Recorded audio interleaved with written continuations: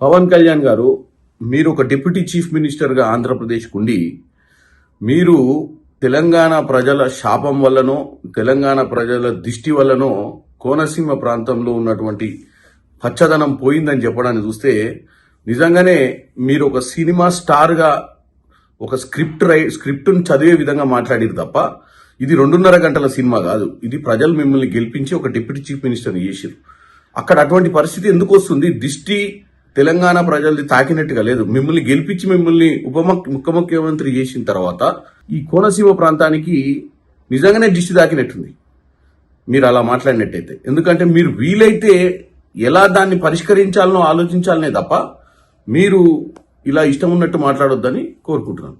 పవన్ కళ్యాణ్ గారు, మీరు ఒక డిప్యూటీ చీఫ్ మినిస్టర్గా ఆంధ్రప్రదేశ్కు ఉండి మీరు తెలంగాణ ప్రజల శాపం వల్లనో తెలంగాణ ప్రజల దిష్టి వల్లనో కోనసీమ ప్రాంతంలో ఉన్నటువంటి పచ్చదనం పోయిందని చెప్పడాన్ని చూస్తే నిజంగానే మీరు ఒక సినిమా స్టార్గా ఒక స్క్రిప్ట్ను చదివే విధంగా మాట్లాడారు తప్ప ఇది 2.5 గంటల సినిమా కాదు. ఇది ప్రజలు మిమ్మల్ని గెలిపించి ఒక డిప్యూటీ చీఫ్ మినిస్టర్ చేశారు.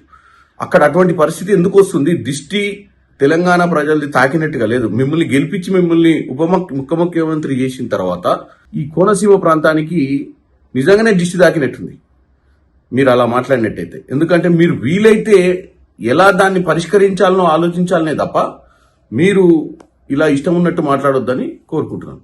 పవన్ కళ్యాణ్ గారు, మీరు ఒక డిప్యూటీ చీఫ్ మినిస్టర్గా ఆంధ్రప్రదేశ్కు ఉండి మీరు తెలంగాణ ప్రజల శాపం వల్లనో తెలంగాణ ప్రజల దిష్టి వల్లనో కోనసీమ ప్రాంతంలో ఉన్నటువంటి పచ్చదనం పోయిందని చెప్పడాన్ని చూస్తే నిజంగానే మీరు ఒక సినిమా స్టార్గా ఒక స్క్రిప్ట్ను చదివే విధంగా మాట్లాడారు తప్ప ఇది 2.5 గంటల సినిమా కాదు. ఇది ప్రజలు మిమ్మల్ని గెలిపించి ఒక డిప్యూటీ చీఫ్ మినిస్టర్ చేశారు.